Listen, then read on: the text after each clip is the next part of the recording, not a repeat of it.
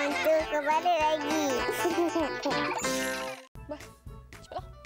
Kamu dah jalan. Saya? Bukan saya lah. Ganesha lah. Ganesha jalan lah. Ganesha, ya. penung tu. Jalan lah. Bas, Ya. kena fikirlah. Tahun ni Sarah Berjaya nak cemerlang dalam peperiksaan. Oh, saya pakai situ berangan rupanya. Tapi bagus lah tu. Bas doakan kamu berjaya macam kawan-kawan kita yang dah berjaya dalam UPSR 2010. Oh, terima kasih Bas. Itulah mendorong saya Bas. Sama-sama. Tak apa. Dah halang-halang kita bercerita tentang peperiksaan ni. Apa kata kita berkongsi rahsia kejayaan kawan-kawan kita dalam segmen News at Kids on 2.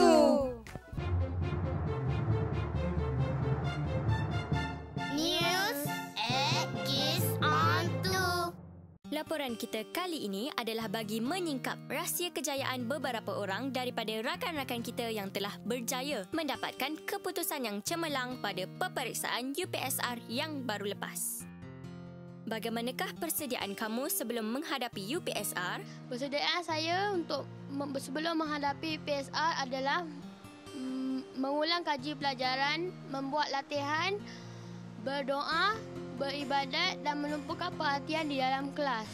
Sebenarnya saya hanya belajar dengan bersungguh-sungguh, tetapi di samping itu saya juga mempunyai persediaan emosi. Tumpukan perhatian semasa di kelas, hadiri kelas tuition dan juga mengulang kaji pelajaran di rumah mengikut jadual. Membuat latihan yang banyak dan menghadiri motivasi yang dianjurkan oleh pihak sekolah dan pihak luar dan juga menghadiri kelas taman yang diadakan oleh guru kelas. Siapakah pendorong utama kejayaan kamu ini?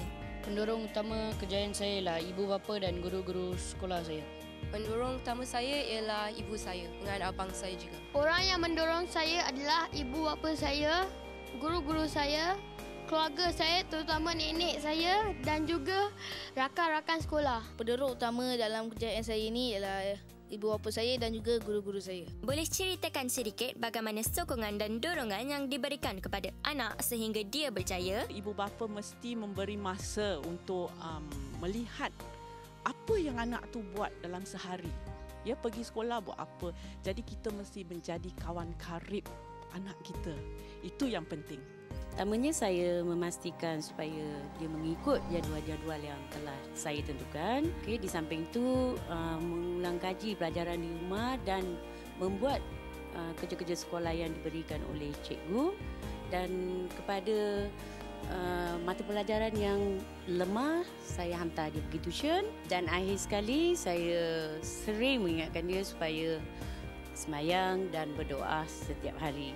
Boleh tak kamu memberi sedikit pesanan dan tips kepada kawan-kawan yang akan mengambil UPSR tahun ini? Pesanan dan tip yang saya ingin beri kepada kalian semua ialah kita perlu belajar dengan bersungguh-sungguh, dan jika kita tidak tahu sesuatu perkara, kita perlu bertanya kepada guru dan rakan-rakan yang lebih pandai.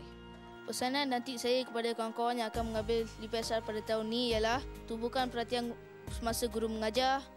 Jangan bazirkan waktu dengan perkara-perkara yang tidak berfaedah, dan ingat usaha itu tangga kejayaan, dan juga jangan lupa doa banyak-banyak ya.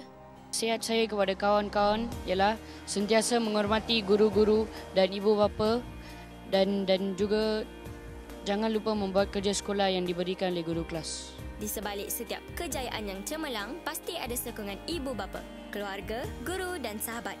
Oleh itu, hargailah mereka ini. Tahniah sekali lagi kepada kawan-kawan kita itu tadi. Semoga kejayaan mereka akan dapat menjadi inspirasi untuk kita semua turut berusaha untuk mendapatkan keputusan yang cemerlang, bukan bagi peperiksaan UPSR pada tahun ini, tetapi juga bagi peperiksaan penggal persekolahan dan ujian bulanan. Sekian saja laporan saya untuk kali ini. Balik ke studio bersama Bas dan hos-hos Kids on 2. Jom kawan-kawan kita saksikan kartun Tulis!